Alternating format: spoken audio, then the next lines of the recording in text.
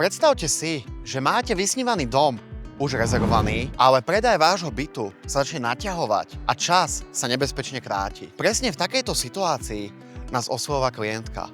Chcela predať byt a kúpiť dom, no predaj cez realitnú kanceláriu sa začal komplikovať. Záujemca váhal, rozhodnutie sa odkladalo a ona potrebovala istotu. Nie sľuby, ale riešenie, na ktoré sa môže spoľahnúť. Už predtým sme jej pripravili predbežnú ponuku a dali jej priestor, aby byt skúsila predať štandardnou cestou. Bez tlaku, vedela však, že ak sa situácia nezmení, môže sa na nás obrátiť a naša ponuka bude stále platiť. Keď nám napokon zavolala, bolo jasné, že rozhoduje čas. V ten deň sme nastavili postup. Na druhý deň sme prišli na obhliadku, potvrdili podmienky a pripravili návrh kúpnej zmluvy. Po jej odsúhlasení sme si dohodli podpis a už na tretí deň od telefonátu sme sedeli pri podpise.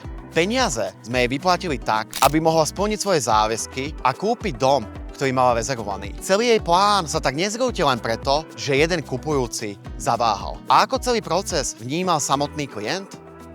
Dobrý deň prajem, volám sa Renata Bartošová, mala som byť v Bratislave, ktorý som chcela predať, ale trvalo to trošku dlhšie.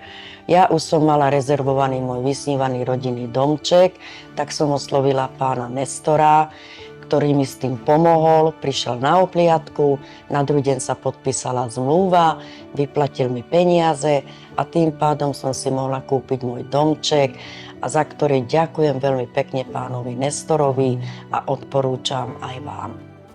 To najlepšie vystihuje jeho osobná skúsenosť po vyriešení situácie. A presne o tom je tento príbeh. Nie ten o predaji bytu, ale o riešení, ktoré fungovalo v momente, keď ho najviac potrebovala.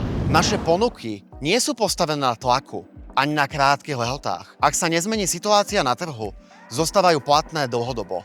Dávame klientom čas rozhodnúť sa, ale keď je potrebné konať rýchlo, vieme veci posunúť okamžite. Pretože niekedy rozhodujú dni a práve vtedy je rozdiel, či máte po ruke riešenie alebo problém. A o tom je Nestor Kapitál.